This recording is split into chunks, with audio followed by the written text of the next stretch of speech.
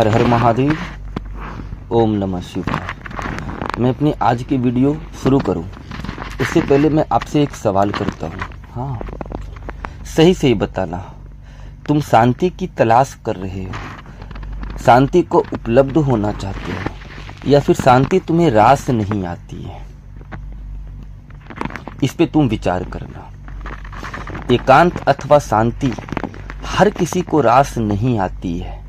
अगर भरोसा नहीं है तो जरा जाओ एकांत और शांति में कुछ समय व्यतीत करके देखो, आपको स्वयं अनुभव हो जाएगा। शांति किसके लिए है? जिसका हृदय पवित्र है, शुद्ध है, जिसका चित्त स्थिर है। हाँ, उस व्यक्ति को शांति अथवा एकांत आनंद के समान प्रतीत होता है। वो इससे ज्यादा आनंद किसी और भौतिक विषय, वस्तु अथवा व्यक्ति में अनुभव करता ही नहीं है। वो सबसे ज्यादा अगर अनुभव और आनंदित किसी चीज से होता है तो वो अपने सानिध्य में रह करके करता है। हाँ, परंतु जो सारा जीवन अप्राकृतिक रहा, अप्राकृतिक स्वभाव को धारण किए रहा, अमानवीय कृत्य करता रहा, जो अब तक विषय, वस्तु, भोग अथवा भौतिक तत्व में ही शांति, सुख और आनंद की तलाश करता रहा, वो थोड़ा सा भी इनसे दूर होकर, अलग होकर एकांत में रहने का प्रयास करेंगे तो वो एकांत उन्हें उसी प्रकार दंडित करेगी जैसे दोषी होने पे राजा कोड़े लगाने का कार्य करता था। अपवित्र हृदय, चंचल चित्त अथवा अशुद्ध चित्त वाले व्यक्ति के लिए एकांत शांति आनंद नहीं अपितु दंड के समान कार्य करते हैं, और ये दंड उन्हें विचलित, भयभीत, असहज, असंतुलित करती है, न कि वो शांति और एकांत उन्हें आनंद देती है, उन्हें रास आती है। देखा होगा कि नाली में रेंग रहे, गंदे पानी में रेंग रहे कीड़े को अगर आप साफ और स्वच्छ पानी में डाल दोगे तो क्या होगा? वो बिल्कुल विचलित हो जाएगा, तड़पने लगेगा, है ना, और शायद वो मर भी जाए, क्योंकि ये उसका स्वभाव है। उसका स्वभाव है गंदे पानी में ही रहना, नाली में ही सड़ते रहना। उसी तरीके से अगर साफ पानी वाले तत्व को आप गंदे नाली में डाल दोगे तो सेम वही प्रक्रिया उसके साथ भी घटित होगी। ये दोनों विपरीत स्वभाव वाले व्यक्ति होते हैं। हाँ, एक व्यक्ति का स्वभाव चंचलता स्वरूप है, अस्थिरता स्वरूप है, असहजता स्वरूप है। वो विषय, वस्तु और भोग में ही निरंतर अपने चित्त को उलझाते फिर रहे हैं। कभी भी चित्त को स्थिर करने का, हृदय में मानवता को धारण करने का कोई प्रयास नहीं किया, कोई प्रयत्न नहीं किया।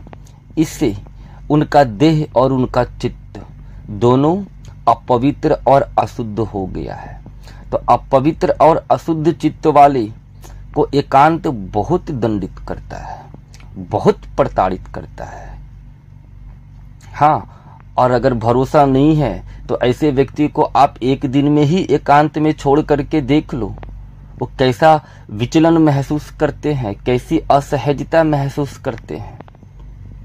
हाँ, और यही शांत चित्त वाले, स्थिर चित्त वाले व्यक्ति को आप कितने भी बड़े बड़े विषय, वस्तु उनको प्रदान कर दो, उसमें उनको रास नहीं आएगा, शांति प्राप्त नहीं होगी, उसमें वो सुख प्राप्त नहीं होगी, वो आनंद प्राप्त नहीं होगी जो आनंद उन्हें एकांत में मिलती है, जो स्वयं के सानिध्य में मिलती है। हाँ, परंतु जो व्यक्ति स्वयं से दूर हो गया, जो जीव अपने आत्मिक सत्ता से दूर, बहुत दूर निकल करके विषय, वस्तु अथवा सांसारिक तत्व के साथ एकाकार हो गया, वो जब स्वयं के सानिध्य में जाएगा ना, तो जो उसके अंदर चेतना है वो उसको हर उस कृत्य का अनुभव करवाएगा जो कभी न कभी उसके द्वारा ही किया गया। उसके स्वभाव से ही उसको परिचित करवा देता है। और उसका स्वभाव क्या है? उसका स्वभाव स्थिरता स्वरूप नहीं है, सहजता स्वरूप नहीं है, प्रकृति नहीं है। शांति उसे रास नहीं आने वाली है। शांति तो चारों तरफ बिखरी पड़ी है। हाँ, परंतु सवाल यहां यह है कि उस शांति उसको रास ही नहीं आएगी, उस शांति को धारण ही नहीं कर पाएगा। हाँ, तो ये मत कहो कि आप शांति की तलाश कर रहे हो। वास्तविकता ये है कि शांति रास नहीं आती है हर किसी को।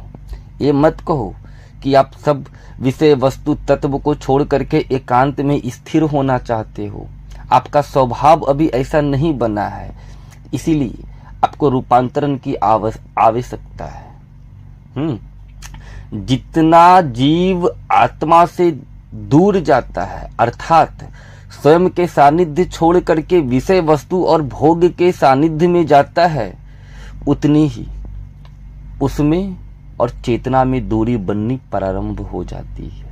और वो दूरी में अनेकों विषय और अनेकों ऐसे तत्व अपना स्थान निर्मित कर लेते हैं, एक अवरोधक के समान कार्य करते हैं जो इनका जुड़ाव नहीं होने देते हैं। और अगर आप कोई व्यक्ति ऐसा सोच लिया, ऐसा दृढ़ निश्चय कर लिया कि नहीं, मुझे उस चेतना का सानिध्य चाहिए, चेतना के उस शाश्वत स्वरूप का अनुभव चाहिए, तो सर्वप्रथम उसको बीच की जो सत्ता है, बीच की जो तत्व है, उसको साधने की आवश्यकता पड़ेगी।